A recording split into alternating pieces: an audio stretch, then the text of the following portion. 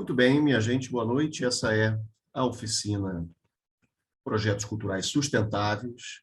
E é importante a gente ter a clareza de que, quando eu falo sustentabilidade, eu estou dizendo razoáveis, projetos que sejam possíveis, projetos que sejam viáveis. É um outro sentido de sustentabilidade que a gente vai tentar aplicar aqui, ok? Então, vou aqui compartilhar a tela com vocês para a gente começar o nosso momento aqui. Sempre dizendo também, vou descompartilhar porque eu tenho que dar outros recados, que tem as reações aqui que você pode usar. No caso que você queira fazer alguma pergunta, você faz aqui a questão de levantar a mãozinha, né? E aí depois é necessário abaixar a mãozinha, uma vez que a pergunta já foi respondida, tá? E outras reações que você pode colocar aqui também. Quem quiser falar, fazer uma pergunta de ordem e de cunho verbal, também pode abrir o microfone, e eu vou abrindo eventualmente assim, vou passando o conteúdo e vou perguntando se está tudo ok, se está todo mundo acompanhando. Tá certo, minha gente? Seguindo, então,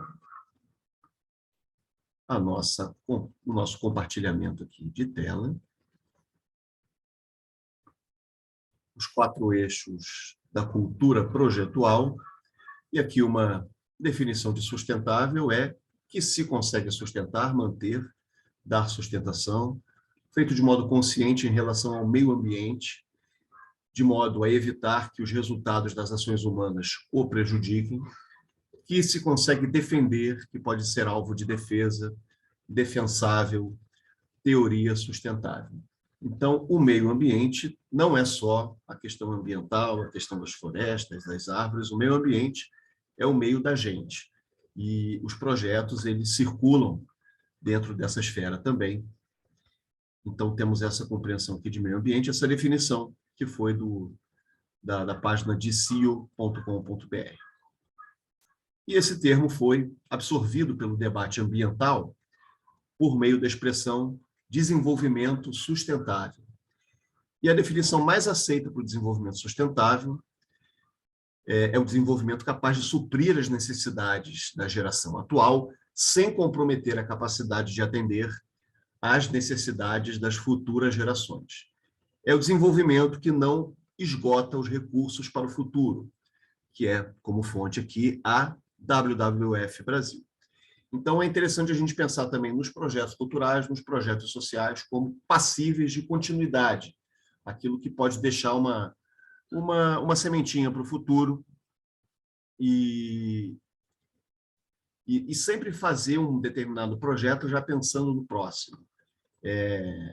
E pensando que esse projeto que aconteceu precisa, de alguma maneira, interagir com a sociedade que absorveu esse projeto. A gente vai falar um pouquinho mais sobre isso mais adiante. Mas o que o termo sustentabilidade pode agregar para os projetos culturais e sociais? É o que a gente vai tentar debater aqui no dia de hoje. Então, a gente tem aqui uma informação do plano estrutural. Nós, como produtores do campo artístico, não temos que ter medo de estatística. A estatística precisa nos servir, nos atender. A gente precisa ter um olhar sensível para aquilo que é, teoricamente, um número. Então, nesse plano estrutural, a gente tem informação que cerca de 80% dos recursos patrocinados por incentivo federal são direcionados para projetos na região sudeste, de onde eu falo, inclusive, do Rio de Janeiro, da cidade do Rio de Janeiro. Os dados foram pesquisados entre 1993 e 2018. Isso demonstra que o setor, que essa ferramenta pratica desigualdade em sua principal ferramenta pública de fomento. E isso não é sustentável para o desenvolvimento cultural equilibrado do país. Significa dizer o quê? Que eu, que começo a trabalhar na cidade do Rio de Janeiro, como se eu trabalhasse na cidade de São Paulo, como se eu trabalhasse na cidade de Belo Horizonte. Estou falando de 3 grandes capitais da região sudeste que concentram esses investimentos. O estado do Espírito Santo acaba sendo muito residual nesse campo aqui da região sudeste. Então, eu, nessa condição, eu tenho um privilégio muito grande em relação às pessoas que moram no centro-oeste, em relação às pessoas que moram na região norte ou no nordeste brasileiro. Então, nessa estrutura, nesse raciocínio estrutural, a gente tem uma clara injustiça. E, apesar dos dados estarem localizados ali entre 93 e 2018, isso não mudou muito de 2019, 2020, 2021 para cá. A lógica, falando especificamente da Lei Federal de Incentivo à Cultura, a Lei Rouanet, é de um processo ainda mais concentrado, ainda mais centralizado nas capitais, não se fez nem cosquinha naquilo que se dizia que se queria fazer no campo da democratização. Talvez porque o incentivo fiscal não é um campo muito privilegiado para isso. Talvez a gente precise de uma instituição como a Funarte, por exemplo, que está, inclusive, patrocinando esse projeto, que é a contrapartida aqui. Tudo bem até aqui, minha gente? Para a gente falar aqui sobre esses planos, damos aqui, vamos dar aqui o boa noite. Herdeiro que sou da cultura do rádio. Vamos pegar aqui o boa noite para quem? Para a Cíntia, para a Francine, para a Jéssica, para a Maria Raimundo, para a Mariana, para o Walter e todo mundo que eu não falei, dando aqui o boa noite para todo mundo aqui. Boa noite, Eduardo. Boa noite. Falando aqui do plano comunitário, e é o lugar onde a gente pode interferir. Nós, como produtores culturais de determinadas cidades, podemos agir nas nossas aldeias, né? Aquilo que foi dito, se não me engano, pelo Dostoiévski, ou o Tolstói, foi um dos russos, tá? Quem quiser me corrigir, me corrija, que era seja universal, fale da sua aldeia. Mas, também como não estamos falando do Brasil, isso também se aplica ao Brasil, né? De uma certa maneira, o Milton Nascimento, quando disse sou o mundo, sou Minas Gerais, ele falava a mesma coisa, que era seja universal, fale da sua aldeia. Então, são os 4 eixos que eu elegi aqui para a gente pensar, saber para quem fazer os projetos, saber como fazer os projetos, conhecer os porquês dos projetos e entender como ampliar o alcance dos projetos. Todas essas informações, e a primeira informação é para quem eu faço os meus projetos, é o nosso primeiro eixo, e isso entra num debate sobre público-alvo, ok? Que no campo do marketing, que no campo do mundo corporativo, como se diz, é chamado de target. Mas a gente não está no campo do mundo corporativo, estamos aqui falando português, então estamos com o público-alvo. Esse debate, o principal erro desse debate nesse ponto é ser genérico demais e se escorando em afirmações como o nosso projeto. Esse projeto é para todo mundo. Eu entendo que as pessoas queiram chegar ao maior número de pessoas possível, mas cada projeto, pela sua linguagem, pela sua narrativa, ele tem um determinado grupo de pessoas que ela tende a atingir mais, e essa é uma informação importante para a sua comunicação, para a definição do seu projeto.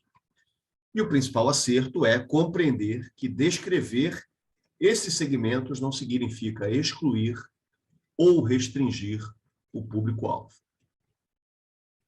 E aqui, quais são os eixos que você pode trazer nesse raciocínio aqui? Você pode determinar territórios, idades, faixas socioeconômicas, segmentos profissionais, interesses artísticos ou acadêmicos. E pensar o seu público-alvo corretamente facilita a comunicação do seu projeto com a sociedade e, consequentemente, colabora para que ele amplie os seus efeitos. É importante pensar o seu público-alvo como um espelho da linguagem proposta e também da própria equipe de produção. Ou seja, um projeto de dança interessa a bailarinos, um projeto de teatro interessa a atrizes e atores em diferentes estágios, né? Sejam eles profissionais ou estudantes. Um projeto literário interessa a escritores, profissionais da cadeia do livro, e assim por diante. E, da mesma forma, um projeto comunitário interessa diretamente ao território aonde atua. Então, quando eu falo que eu tenho um projeto que tem uma característica de espelho, eu quero dizer também o seguinte: As razões que definiram Eduardo Ramos a fazer o projeto que faz tornam o perfil do consumidor de Eduardo Ramos muito próximo do perfil do consumidor do público-alvo. Possivelmente eu faço esse projeto, esse trabalho, porque eu tenho afinidade com a linguagem dele, certo? A mesma coisa, é muito difícil que você faça um projeto, que você se dedique a um projeto que você não tem afinidade. Você pode até pensar alguma coisa mais pragmática para ganhar dinheiro, mas não é um pouco a realidade da produção cultural como um todo, né? Geralmente você faz aquilo que você se identifica mais e tem ali algumas especialidades.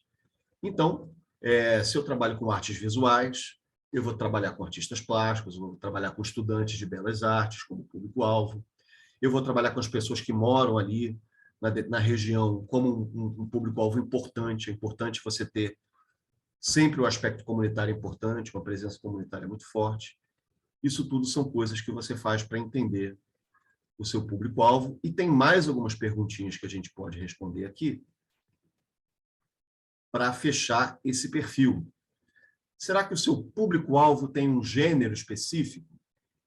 Ele pode ser mais feminino, ele pode ser mais masculino, ele pode ser um público LGBTQIA+, ele pode ser indeterminado, isso pode não fazer muita diferença, né? Ele tem uma faixa etária preferencial a partir de uma determinada idade, de um determinado recorte. Ele tem um rendimento econômico, classe A, B, C, D. Se eu estou trabalhando com um lugar que me exige cobrar um ingresso caro, automaticamente eu vou segmentar o meu público em classe A e B. Eu não vou ter como ampliar isso de uma maneira muito marcante. Geografia, ele mora numa determinada região, ele fica ou num ponto mais central da cidade, em que as pessoas têm facilidade de se locomover. Se eu estou trabalhando com um espaço de periferia, muito dificilmente pessoas de uma área nobre da cidade vão se deslocar para assistir esse evento. Então, a minha não é a realidade das grandes capitais que tem ali regiões periféricas, tá? O seu público tem uma determinada militância, ele é adepto de alguma pauta social específica, o seu público tem alguma crença, uma religião específica, ou um interesse nessa religião. Eu posso ter interesse numa determinada religião, um determinado código de símbolos religiosos, e não ser necessariamente um adepto dessa religião, e não necessariamente professar essa religião.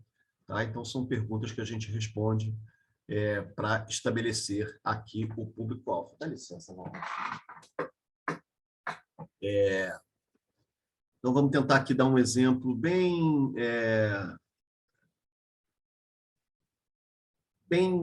popular para todo mundo. Vamos pensar, por exemplo, num show do Fábio Júnior. O show do Fábio Júnior tem um gênero específico? Me parece que sim. Tem um gênero feminino, um público para quem ele fala mais, para quem as canções dele falam mais. Isso significa que homens não vão nesse show? Não necessariamente, mas eles tendem a ser minoria nesse tipo de evento. Ele tem uma faixa etária preferencial?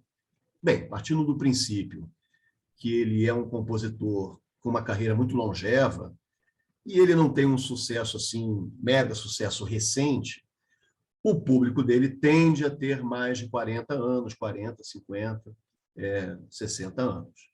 Significa que pessoas com menos idade que isso não podem ir? Não, necessariamente também. Integra uma determinada classe econômica. Se ele vai num clube de bairro e ele faz um bilhete a R$ 25, eu posso colocar ali classe B e C. Se ele faz um show na praia, patrocinado pela prefeitura, eu posso colocar classe C, D e E. Pessoas que têm uma cultura de frequentar eventos gratuitos, né? Classe A e B não vão, porque eles tendem a exigir um determinado atendimento, uma cadeirinha, uma mesinha ali servindo cappuccino, aquela coisa toda. Geografia, mora numa determinada região? Bem, se ele fizer uma apresentação num espaço central da cidade, ele pode ampliar esse arco geográfico. Se ele faz numa praia, ele também pode ampliar esse arco geográfico se essas pessoas frequentarem a praia. Agora, se ele faz como, por exemplo, o Roberto Carlos numa lógica assim, de bilhetes mais caros, ele tende a ficar na região onde tem essa casa de shows, que provavelmente também é num bairro mais caro. E o público do Fábio Júnior é adepto de alguma pauta social? Acho que não é determinante. Assim. Não se vê assim, ele até pessoalmente participando de causas assim que tragam gente desse tipo de debate. E tem uma religião específica, ele tende a falar mais ao público católico, enfim, ao público, entre aspas, cristão, mas também não tem uma religião específica, a não ser que ele tenha, por exemplo, um show que ele faça um combinado ali com uma dupla, um outro cantor gospel e tudo, enfim, ou com um desses padres, cantores, e aí isso aí seria determinante. Então, essas perguntas podem ser determinantes ou não. Tudo bem até aqui, minha gente? Dando aqui o boa noite para quem eu não dei boa noite. Quem será que eu não dei boa noite? Vamos ver aqui. Não dei boa noite para... Eu dei boa noite para todo mundo. Para a Mariana, já dei boa noite. Para a Ive. Para a Ive eu não dei boa noite, então está dado aqui boa noite. E para Adriana Feiden. Adriana Martins, eu dei boa noite, como dei bom dia e dei boa tarde também. Vamos seguindo aqui. Tudo bem até aqui, minha gente? Então, vamos lá. Agora vamos sofisticar um pouquinho esse debate sobre público-alvo, que é estabelecer mais de uma narrativa de público-alvo. O que é isso? Eu separei aqui 3 tipos de público-alvo e não necessariamente essa classificação é uma classificação aceita tecnicamente pelo pessoal, tá? Isso é uma interpretação minha, uma definição minha sobre isso tudo, sobre essa história. Então, vamos lá. Eu estabeleci o público-alvo da ponta, que é o perfil de pessoas que serão beneficiadas diretamente por meio da atuação e serviços dos projetos culturais ou assistenciais. Esse é um tipo de público-alvo, é aquele que é mais comum da gente raciocinar. Foi esse público-alvo que eu fiz pensando no show do Fábio Júnior. Agora, o público-alvo de captação. Ele estabelece o perfil de empresas, pessoas ou instituições que podem contribuir financeiramente ou estruturalmente com o projeto. Então, o que eu quero dizer com isso? Tem um determinado perfil de instituições ou de empresas que podem patrocinar o meu projeto. Então, eu tenho que estabelecer quem é esse público. Vamos pensar assim, se eu tenho um projeto ambiental, eu vou ter que procurar empresas que têm um diálogo de responsabilidade ambiental muito presente. Se eu tenho um projeto que enaltece a vida saudável, eu vou ter que procurar empresas que buscam essa narrativa também na sua política institucional. Não necessariamente de uma maneira clara. Então, quando eu falo de responsabilidade ambiental de empresas, eu tenho empresas como, por exemplo, a Vale e a Samarco. São empresas que causam impactos ambientais, são empresas protagonistas de acidentes ambientais. Então, elas são pressionadas a assumirem projetos, liderarem projetos de impacto ambiental positivo. Da mesma maneira, como eu citei o exemplo da vida saudável, eu posso pegar, por exemplo, a Coca-Cola. A Coca-Cola tem uma mensagem ali na sua latinha de pratique exercícios. Por quê? Porque ela é um tipo de bebida que causa um impacto na saúde que é oposto ao de uma vida saudável. Então, ela também tem pressões. E aí cabe a você, dentro do seu projeto,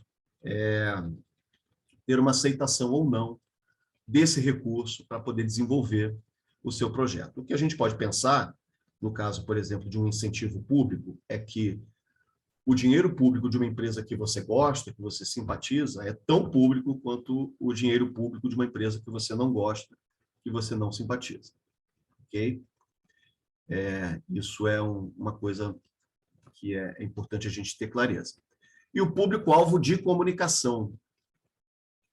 Ele estabelece os segmentos que interessam a comunicação interna das empresas ou instituições que dão suporte ao projeto. Então, vamos pegar aqui, por exemplo, a Petrobras, que já patrocinou muito projetos culturais e projetos ambientais e tudo mais. O público-alvo da ponta desse projeto pode ser uma comunidade ribeirinha em situação de vulnerabilidade social.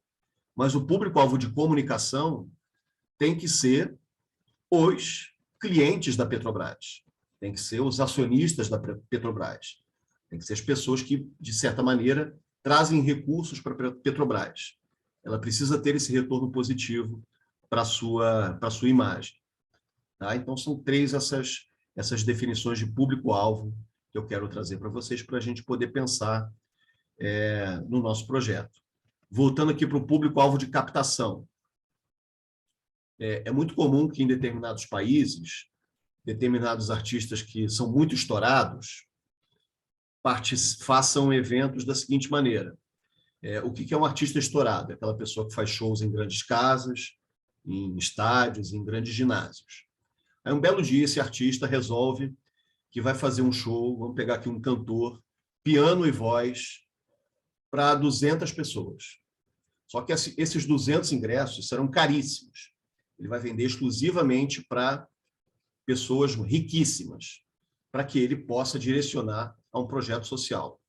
Então, o público-alvo de captação dele é que são os milionários, que vão ali pagar ali muito caro para ter uma experiência exclusiva, porque não é qualquer um que vai ver esse formato de show.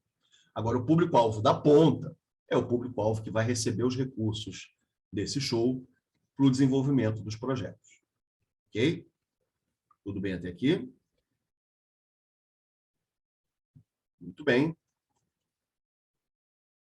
16 pessoas presentes. Agora, já que este projeto sustentou essa oficina, vamos falar do público-alvo da ponta desse projeto musical que patrocina essa oficina aqui, que é o show Leva a Vida do Jeito que For.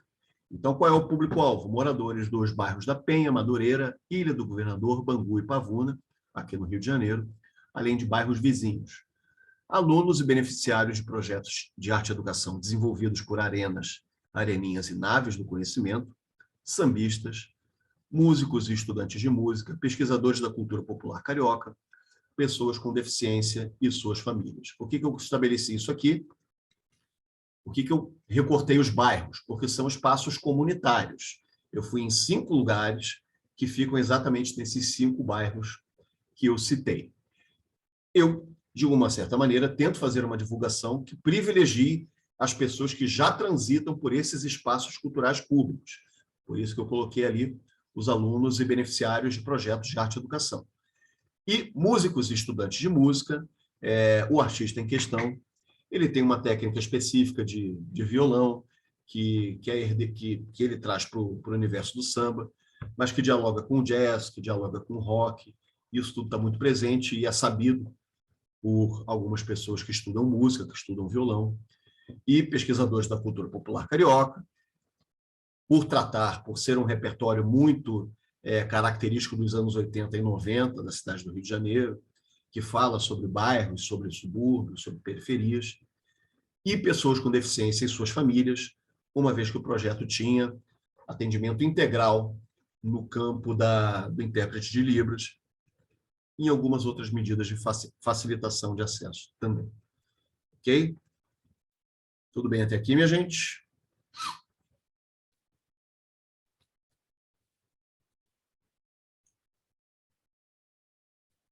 Alguma dúvida sobre público-alvo mais específica? Vamos lá, vamos seguir aqui com o nosso projeto, com o nosso... A Jéssica levantou a mão, não foi? Teve uma pessoa que levantou a mão. Não, mas ela levantou a mão para fazer joinha. A não ser que seja outra coisa. Então, vamos lá. Agora Gente, vamos ao... se fui eu, não. Não sei, Jéssica. Eu acho que foi... Eu não me lembro. O braço e braço. Ok.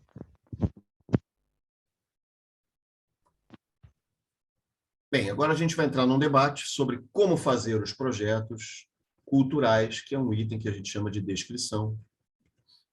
E esse debate na linguagem da produção cultural chama-se descrição de projetos, e nele deve-se abordar todo o processo de montagem do projeto, desde os estudos iniciais, passando pelas decisões estruturais, ações de divulgação e preparação, e a realização do evento em si é um dos últimos momentos a serem descritos. Tá? Para dar um exemplo bem popular também, pega um desfile de escola de samba.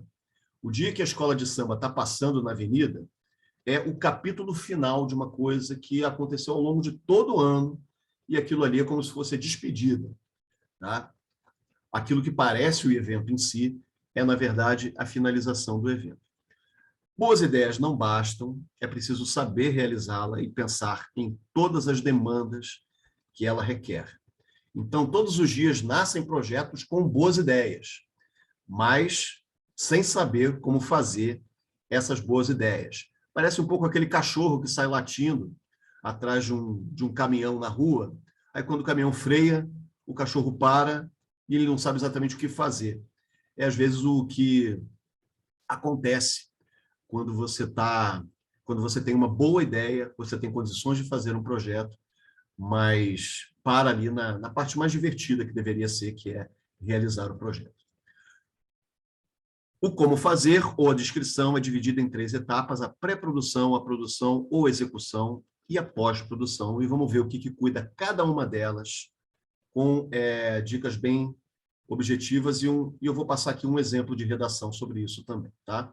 No processo de pré-produção, você relata a fase de estudos, planejamento, escrita, fundamentação, pesquisa, compra de direitos autorais, autorizações públicas e sondagem da equipe de trabalho.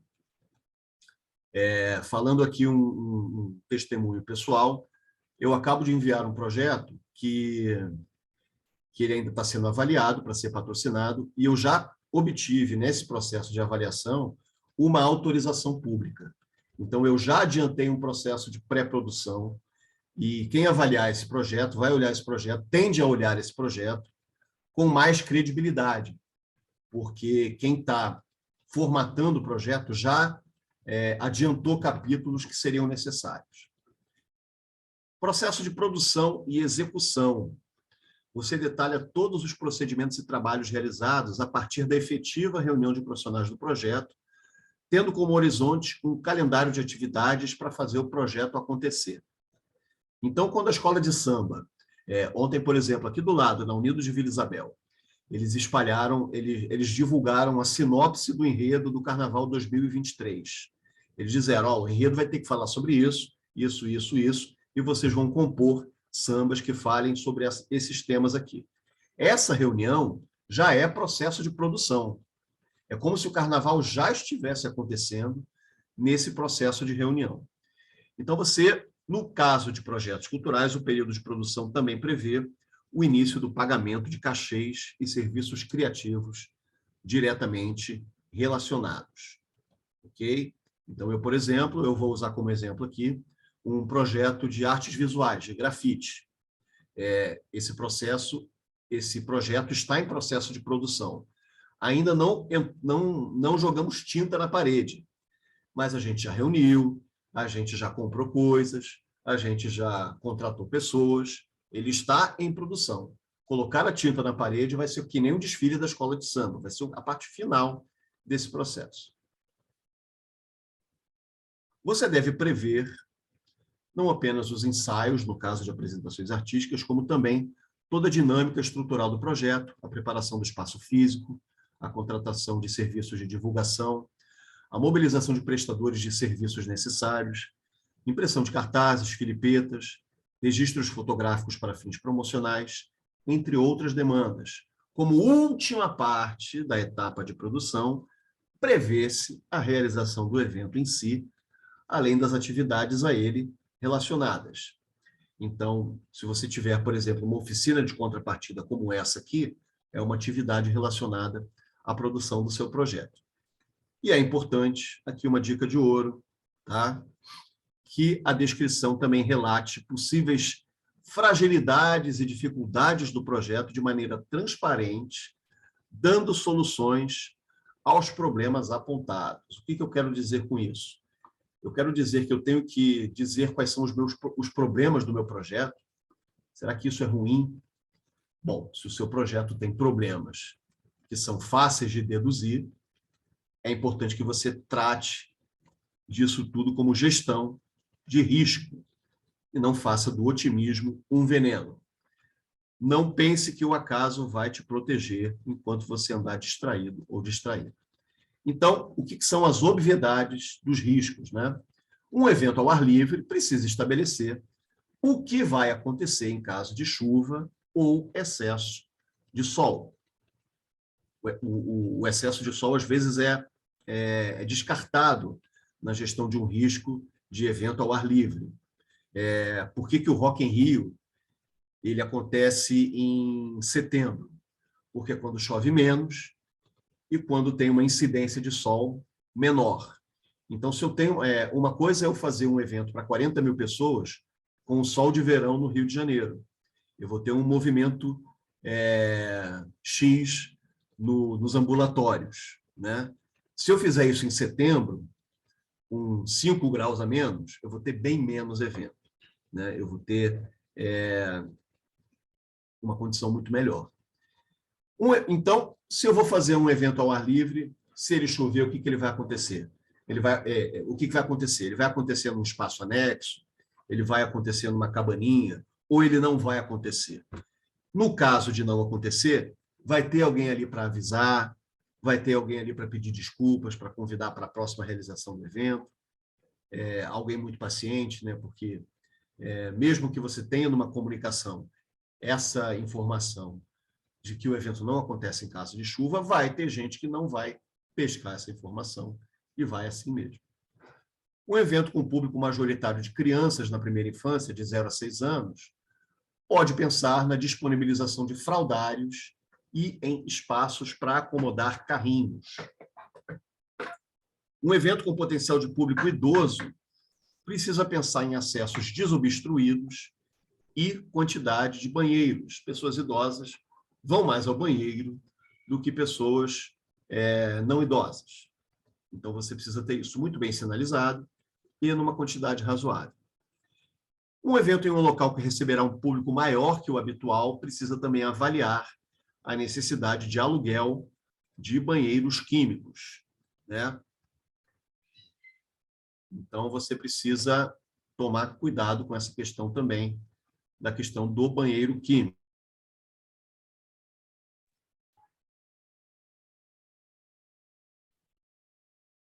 Só resolvendo aqui um probleminha, não caiu o meu som não, tá? Só um probleminha aqui de ordem do trabalho em casa. Tudo bem até aqui, minha gente? Deixa eu ver aqui se tem alguma questão no chat. O Alisson dando boa noite para a gente. Boa noite, Alisson. E estamos falando agora sobre gestão de riscos no projeto cultural. Tudo bem até aqui, minha gente? Então, vamos lá. Processo de pós-produção, você vai relatar os procedimentos que você vai adotar quando aparentemente a realização da entrega ao público acabar. Relate os procedimentos a serem adotados no encerramento das atividades.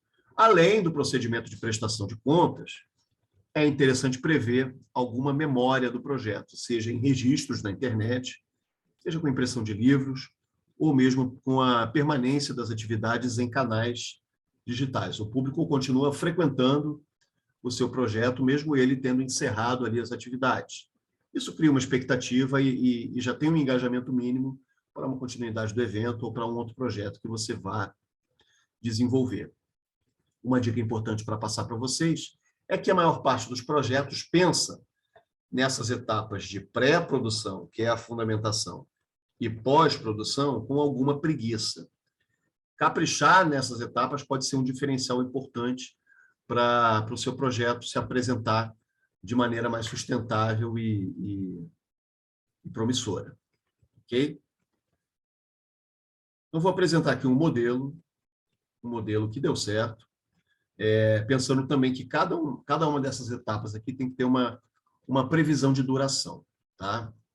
Vamos aqui para a pré-produção do Trem das Cores, que é o projeto de grafite, de artes urbanas, que eu estou fazendo agora em agosto e setembro.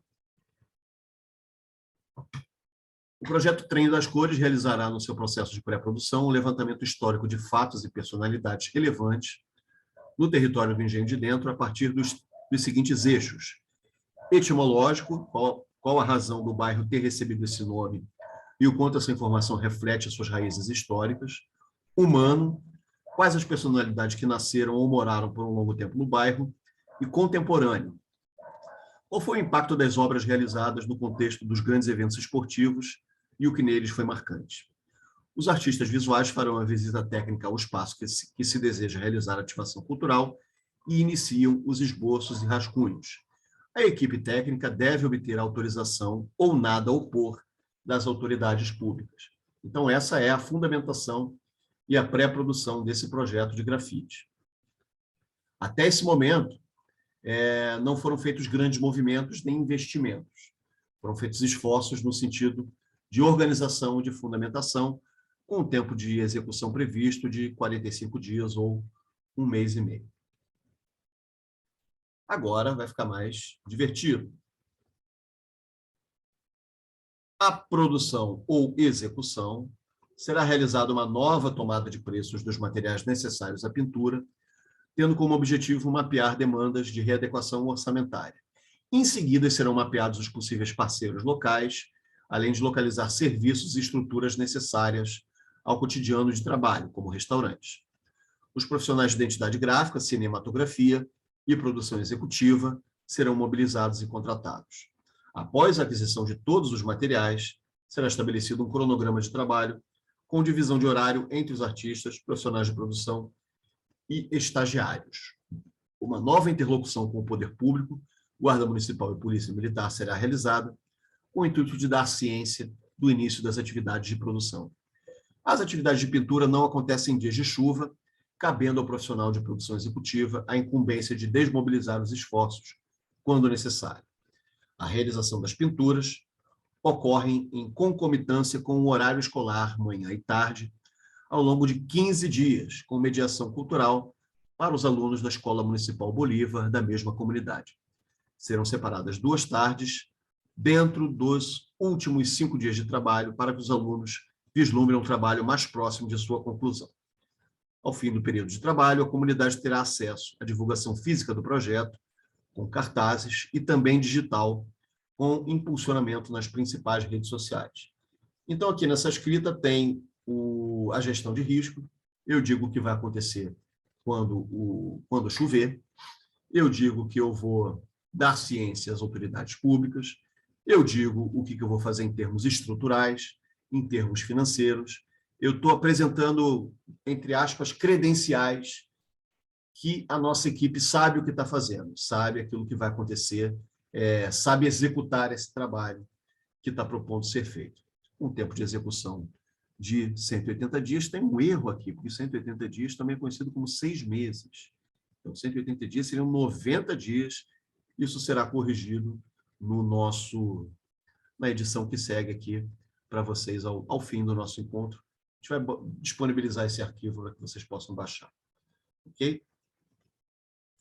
E na pós-produção, além do balanço financeiro e comprovação de objeto, que é uma obrigação do projeto, o projeto irá editar imagens em vídeo e disponibilizá-las em acesso público, com registro do processo de execução e pintura da arte urbana, além do depoimento dos artistas envolvidos. O material cinematográfico terá no mínimo 20 minutos de duração.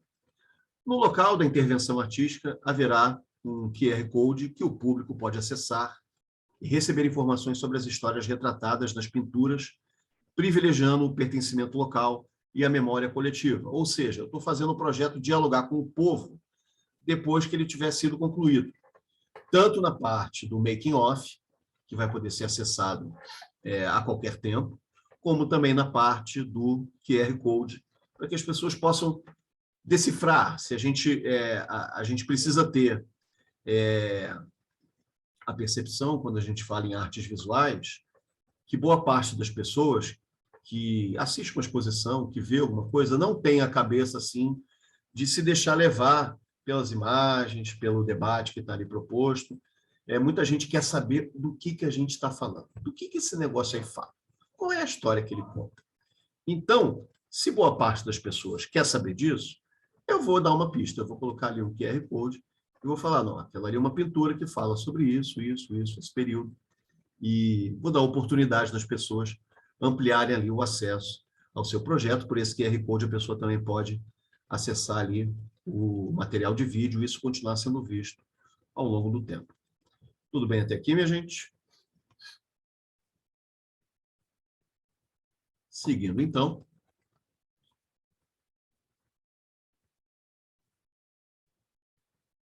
A gente vai para a terceira etapa, que são falando sobre os porquês do projeto. E esse debate na linguagem da produção cultural ou de eventos, mais uma coisa para corrigir, chama-se justificativa ou defesa de projeto, e é quando falamos sobre os motivos culturais, sociais e educativos do nosso projeto existir. Precisa haver um interesse da sociedade no conteúdo apresentado pelo projeto. Então, por que isso é importante? Não para nós, não para quem fez o projeto, não para realizar o nosso sonho, não para realizar, marcar a nossa carreira, mas como é que a sociedade se beneficia disso? Qual é o interesse da sociedade nisso tudo? E aqui você, mais uma vez, também tem perguntas a responder. O projeto dialoga diretamente com algum território físico, claro? Isso pode ser sim ou não. Então, quando eu faço uma pintura no bairro do Engenho de Dentro, eu estou estabelecendo um território físico claro. Se eu faço uma pintura na Cinelândia, que é um espaço central, eu estou falando para todas as pessoas que circulam ali naquele espaço. Então, não tem um território físico claro, por mais que ele esteja localizado ali. Quais são os dados sociais concretos que embasam a temática apresentada pelo projeto? Se eu for fazer um projeto que fale sobre agressão às mulheres, eu tenho uma série de dados oficiais comprovados de violência contra a mulher que eu posso lançar na fundamentação do meu projeto. Se eu falo sobre um projeto de educação ambiental, eu tenho dados de desmatamento, ao longo dos últimos anos, principalmente, que eu posso apresentar para embasar o meu projeto. E assim por diante. Qual é a hipótese estética trabalhada, se for o caso, e as suas referências teóricas? Aqui um pouco mais abstrato, essa questão da hipótese estética trabalhada. Vamos supor que eu trabalhe, que eu vá fazer um espetáculo musical sobre a obra do Roberto Carlos, dando ênfase às obras do Roberto Carlos que falam sobre questões ambientais. Então, só vou falar sobre momentos da obra dele em que ele tratou sobre meio ambiente. Então, eu tenho a hipótese estética trabalhada em torno do meio ambiente, mas eu posso levantar a hipótese do Roberto Carlos ser um precursor do movimento ambientalista no Brasil. E eu posso lançar em mão de alguns estudos pelo impacto que as obras dele têm no público, na sociedade, o quanto que ele contribuiu para esse entendimento para o brasileiro comum. Eu posso raciocinar essa hipótese estética. Há alguns anos, por exemplo, fizeram um filme biografia sobre a Hebe Camargo. E qual era a hipótese estética trabalhada nesse filme? Era a importância dela na questão da emancipação feminina, era a importância dela na questão de comportamentos. Por mais que a Hebe Camargo, ao longo da vida dela, tenha sido sempre uma pessoa alinhada a um pensamento mais conservador, quem fez o filme deu um recorte mais progressista, digamos assim, para a história da Hebe Camargo. Porque o projeto foi pensado e idealizado, de onde ele surgiu, foi fruto de um estudo anterior, Foi fruto de uma dissertação de mestrado, de doutorado, de graduação? Qual é o histórico do projeto, se ele houver, e dos seus proponentes? Então, a figura importante que eu trouxe para a realização do meu projeto contribui com a sua biografia para a validação do meu projeto. Qual é o diferencial do projeto ou qual lacuna ele ocupa? O que ele está fazendo que ainda não foi feito? Ou que oportunidade ele dá? Vamos supor que ele traga um conteúdo que seja muito conhecido. Vamos supor que o meu projeto é a remontagem de A Noviça Rebelde, que é montada e remontada desde Pero Vaz de Caminho. Qual pode ser a lacuna desse projeto? É apresentar a novas gerações, fazer uma releitura com esse ponto de vista, entre outras possibilidades. E qual é a afinidade do meu projeto com o possível incentivador? A gente aqui está tocando mais uma vez no público-alvo de captação. Mas também, se você, por exemplo, apresenta um projeto para o patrocínio de uma prefeitura, de que maneira a cultura dessa cidade, dessa prefeitura, vai estar sendo valorizada? De que maneira esses territórios dessa cidade serão valorizados? Então, o incentivador é a cidade, então a cidade precisa ser atendida e precisa ser reconhecida nessa defesa do seu projeto. O que a gente deve evitar quando você vai escrever uma justificativa, uma defesa de projeto? Primeiro, expressar anseios individuais ou de um segmento reduzido de pessoas, a sua vontade, o seu sonho, ou o sonho de um determinado núcleo muito pequeno de pessoas. Citar tendências e dados de maneira vaga, sem explicitar com clareza as suas fontes. Então, se eu digo que eu posso fazer um projeto que fale sobre vida saudável, e aí eu cito um dado da seguinte maneira, uma tendência da seguinte maneira. Muito tem se falado sobre a necessidade de fazer atividades físicas. Muito tem se falado. Quem tem falado? Quem está falando? É a internet? É a rua? É o motorista do Uber? Quem é que está falando sobre isso? Você tem que pescar esses dados de uma maneira um pouco mais concreta. Pautar um discurso a partir de impressões sobre as redes sociais, isso é bastante perigoso, porque cada um de nós tem uma rede social que é a nossa imagem e semelhança por conta lá do tal do algoritmo. Então, a gente tem uma visão do que está sendo discutido na sociedade muito próximo do nosso ponto de vista. Então, a gente tem e recebe conteúdos dos políticos que a gente dá mais atenção, dos debates que a gente gosta mais, do time que a gente torce, e tudo isso é muito calculado e falsifica um pouco a nossa impressão sobre esse ambiente das redes sociais, que, de certa maneira, é a nova rua, né? E utilizar expressões que demonstrem arrogância intelectual. E aqui nós temos um clássico da arrogância intelectual, que é: queremos levar cultura a determinada região, determinado grupo de pessoas.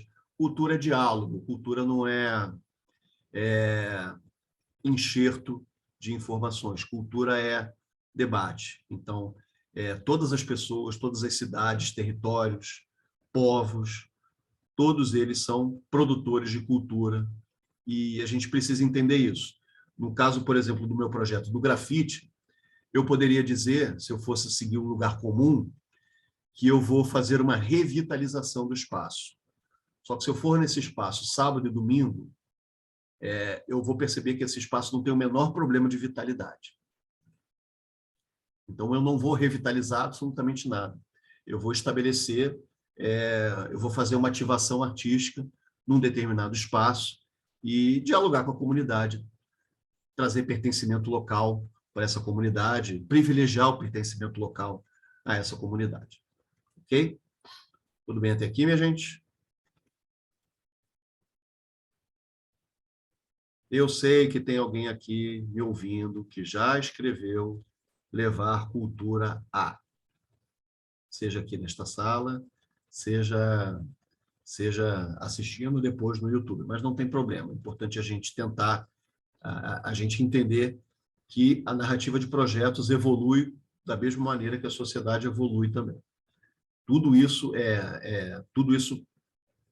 tem uma série de termos que a gente precisa atualizar para a gente não se colocar num pedestal que não é correto e que não é justo com o público.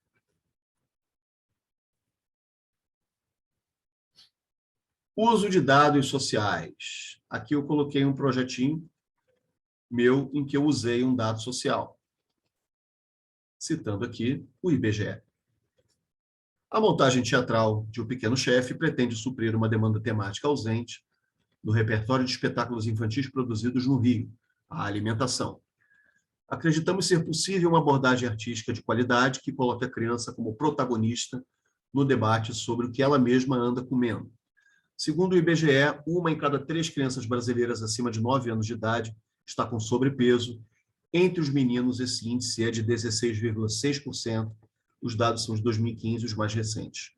De 1974 para cá, tais indicadores cresceram assustadores 300%. Se nada for feito, em 2025, que é daqui a 3 aninhos, teremos um número aproximado de 75 milhões de crianças obesas. A produção de cultura e informação destinada a crianças, de forma gradual, começa a perceber o quão necessário e oportuno é tocar nesse tema. O teatro carioca, no entanto, exceto ações esporádicas na linguagem do teatro-educação, muitas vezes restrita aos pátios escolares, ainda não abraçou artisticamente o assunto. Tal lacuna esse projeto pretende ocupar. Então, quando eu monto um projeto que tem esse tema, e eu coloco a justificativa, o IBGE, eu lanço números, isso deixa de ser uma ideia da minha cabeça e passa a ser um fato, passa a ser uma constatação. Eu estou criando um projeto cultural em cima de uma realidade que é, com perdão da redundância, real. Eu tenho uma instituição reconhecida, trazendo informações que são assustadoras e que eu estou tentando dar contribuição com a realização do meu projeto. Ok? E qual é a grande dificuldade que as pessoas têm em fazer uma defesa de projeto? É pensar num esqueletinho, numa estrutura de dissertação. Então, dentro aqui do nosso encontro, eu estabeleci esse esqueletinho que tem a seguinte estrutura. Na primeira parte, com um grande parágrafo, você coloca ali os dados sociais que justificam a realização do projeto. Ok? Deixa eu só ajeitar aqui para ampliar aqui. Se possível, validando com estatísticas oficiais e também... Só um minutinho, aumentar aqui. Não tanto.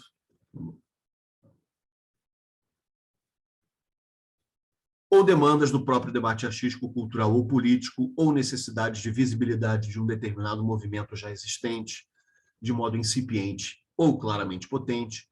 Você pode citar fontes acadêmicas e literárias com moderação, apenas uma citação, e de preferência pensatas e frases que não sejam de conhecimento abrangente. Então, se eu vou citar Fernando Pessoa, eu não vou falar penso, logo existo. Eu vou buscar lá uma frase mais obscura da produção dele e vou colocar ali para poder funcionar. E também não vou sair salpicando citações como se fosse orégano, porque isso acaba causando um efeito inverso, né? Você acaba passando uma certa insegurança intelectual para o seu projeto. Quando eu digo, por exemplo, visibilidade de um movimento já existente e claramente potente, eu digo que você pode estar fazendo um determinado movimento de maneira independente e já fazer um grande sucesso. Significa que, se você estruturar o seu projeto, você pode ampliar os benefícios desse projeto. Parte número 2, como você faz com um ou mais parágrafos, você posiciona a equipe artística ou a sua equipe de trabalho e a proposta de trabalho diante das demandas que você apresentou lá em cima. E aí você pode apresentar diferenciais de currículo da equipe técnica e de que maneira o debate sobre o tema vai ser atualizado ou potencializado com a realização do projeto. Então, se eu tenho um projeto de história, e eu tenho na minha equipe um historiador que escreveu um livro e ganhou o prêmio Jabuti por esse livro, isso precisa estar citado.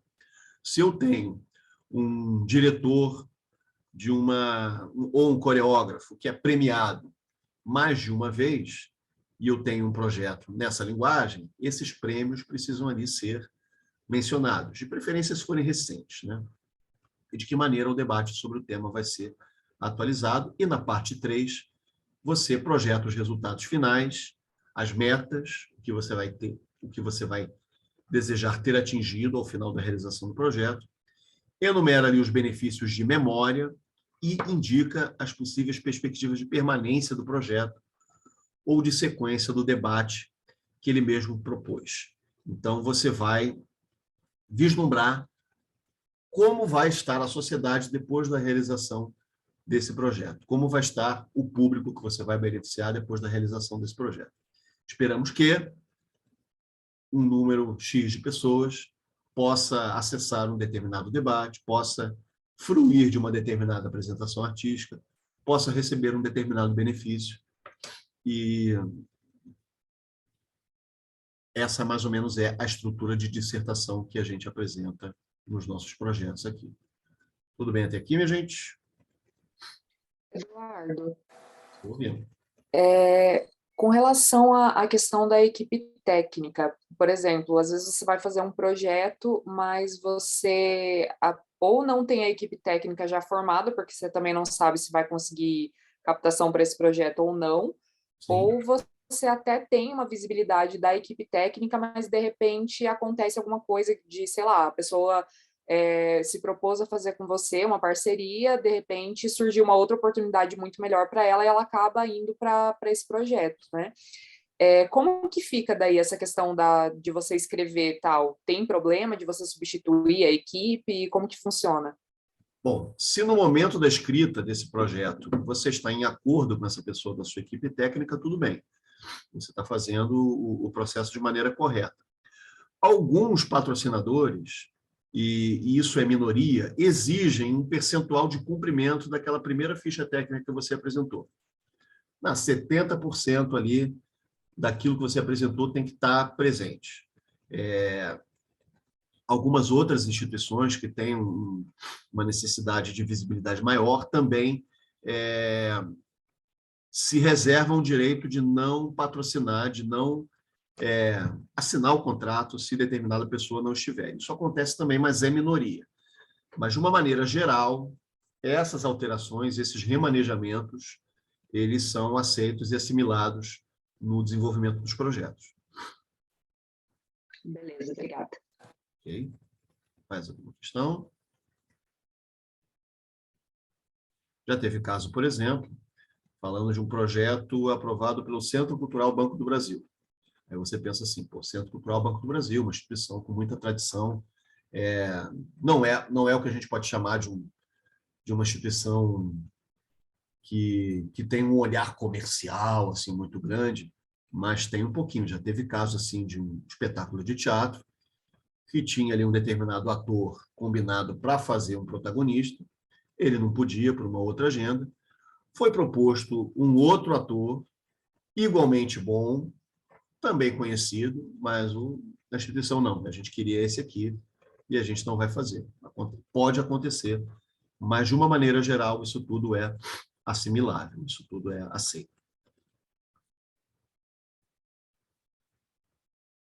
Vamos usar aqui um exemplo de um projeto recente chamado Léguas e Léguas de Língua, que foi feito no mês de abril. É um projeto de roda de leitura que fala sobre a literatura de língua portuguesa. Então, vamos ver aqui como é que eu apliquei essa estrutura. O projeto Léguas e Léguas de Língua conecta o leitor carioca com dois elementos. Refaz seu vínculo com as bibliotecas populares e dá som e voz ao potencial de diversidade escondido na língua portuguesa. O Rio sempre teve um enorme contingente de imigrantes portugueses, o que não necessariamente se converteu em amplo da língua. Aqui tem mais um errinho aqui que passou. Tanto é que o projeto foi bem sucedido. Acho que quem avaliou entendeu. mas a gente vai corrigir para a edição final aqui. Que também tinha as variações em Angola, Moçambique, Cabo Verde e Guiné-Bissau. Um português negro como as milhões de pessoas escravizadas que aqui desembarcaram.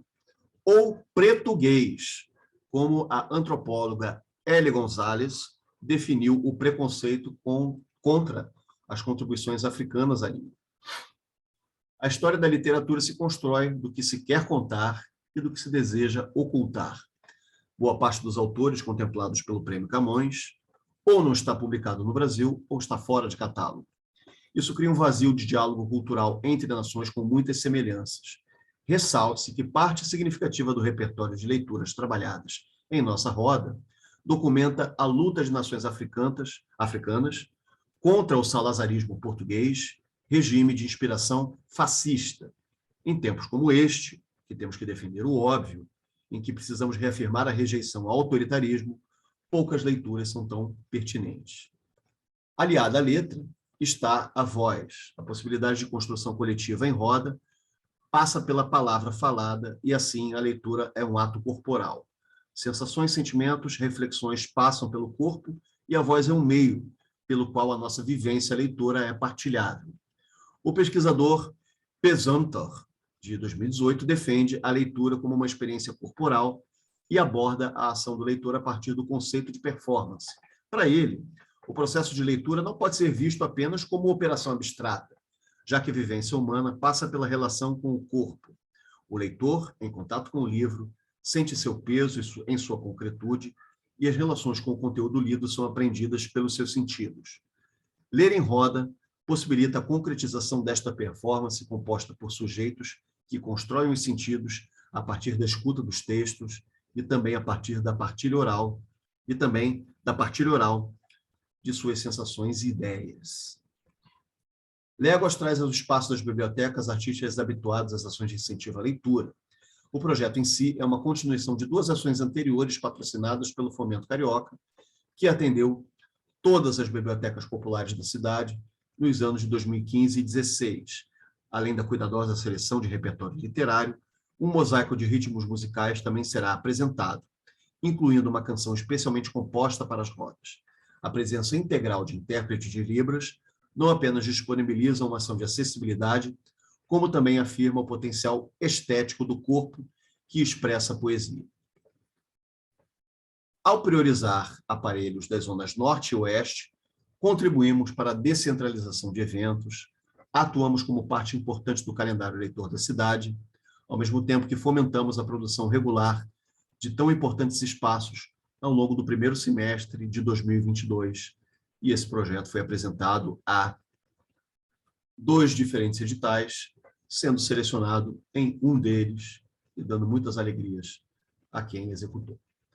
Tudo bem até aqui, minha gente? Então, nessa escrita aqui, a gente tinha a cidade, a gente tinha a hipótese estética, a gente tinha as citações e a gente tinha o interesse do patrocinador, que, no caso, era a Prefeitura do Rio e também o Sesc Rio, que foi quem acabou patrocinando a realização desses eventos.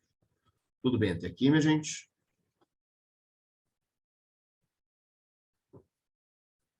Tudo bem, então vamos partindo aqui, chegando na nossa etapa final. Importante dizer que eu previ no ingresso do evento uma duração de 2 horas de aula, mas é porque uma margem confortável, provavelmente não chegaremos a isso, mas vamos abrir para perguntas depois e não devemos chegar a isso, ok? Quem quiser pegar uma aguinha, pode pegar.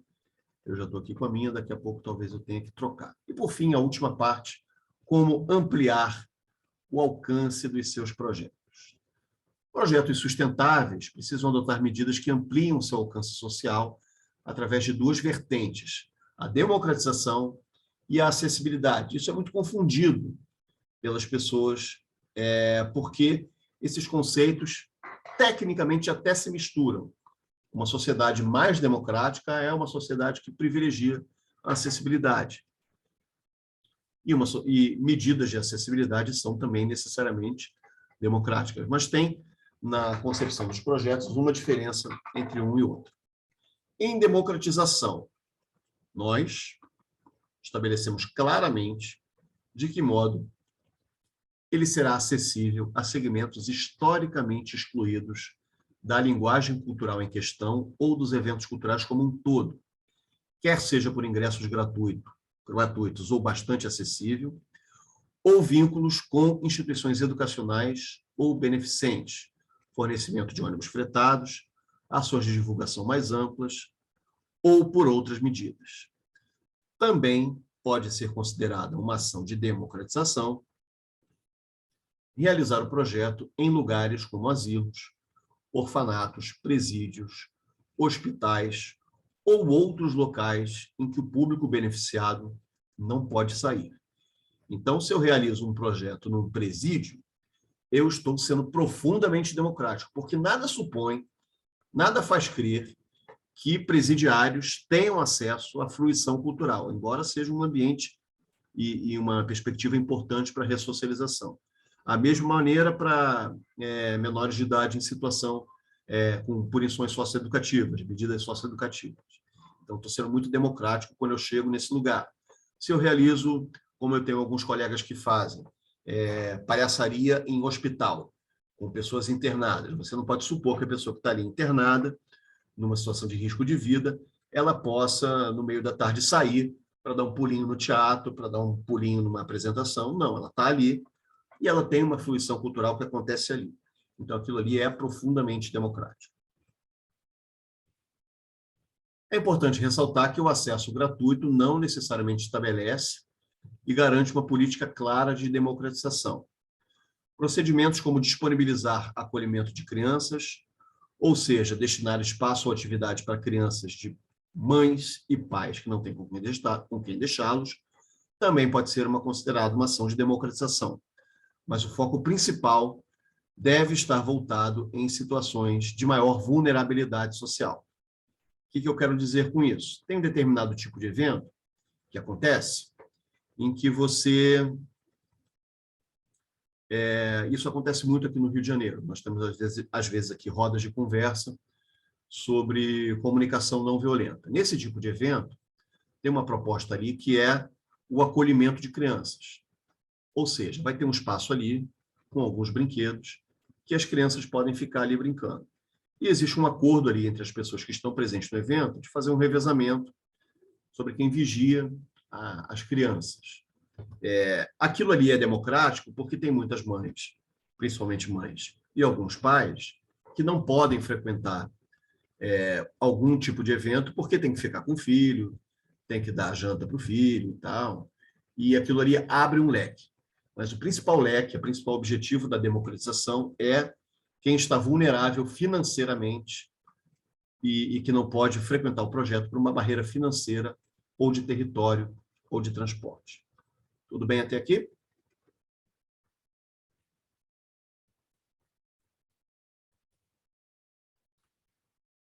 Só trazendo aqui mais uma última informação sobre democratização, muita gente coloca um processo como um processo assim, trazer uma determinada escola para o seu evento. Isso acontece muito em bienais de livro e também em outros tipos de evento cultural. Quando você faz isso, você tem que prever, você tem que ter cuidado com o ônibus que você vai alugar e você tem que pensar também em lanche para essas crianças, porque frequentar a escola pública no Brasil também é uma política de segurança alimentar. E pensando em gestão de riscos, você tem que pensar em alimentos industrializados saudáveis, um biscoito de água e sal, uma fruta, um suco de caixinha, algo que não tenha quase que zero risco de uma intoxicação coletiva, né? Não vai sair fazendo ali sanduíche, passando maionese perto de vencer, que pode ser um perigo assim, para o seu projeto, para o risco do seu projeto. Ok? Então, quando trouxer escolas, você tem que talvez pensar também numa política de lanche por essa questão da segurança alimentar. Algumas escolas, por exemplo, no período da tarde, já dão almoço para a criança na entrada. Ela entra e já almoça. Mas nem todas são assim.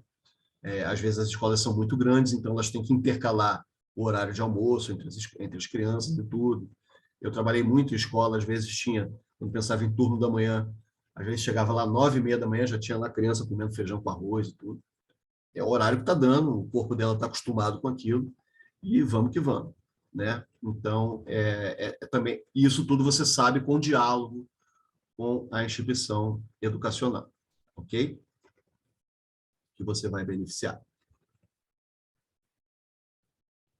E quando beneficiar, só para finalizar, porque essa questão se impõe, se você atender uma determinada escola, uma ONG, não se esqueça de pegar declarações dessa escola, dessa ONG, que você fez o determinado projeto, que você atendeu essa instituição, tá? Porque isso é fundamental na sua prestação de contas.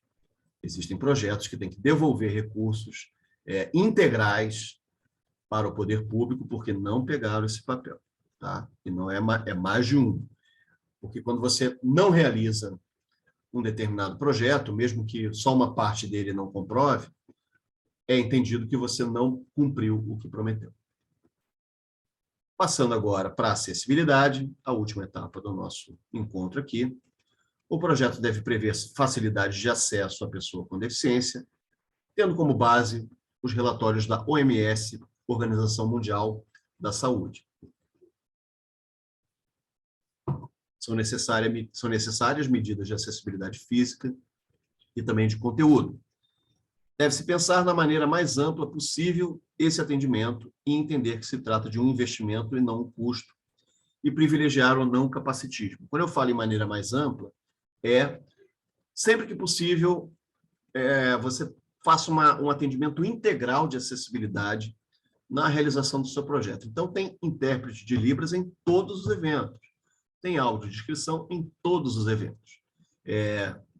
Isso, quando eu falo, é um investimento, porque o segmento da pessoa com deficiência, também chamado de comunidade surda e comunidade cega, ela se sente muito pouco atendida pela produção cultural, pela produção de eventos. Então, se você consegue dialogar e deixar claro que você está fazendo um atendimento integral, esse público tende a te responder de uma maneira muito positiva. E, por fim, privilegiar o não capacitismo. Isso é um termo que tem sido bastante debatido agora, né?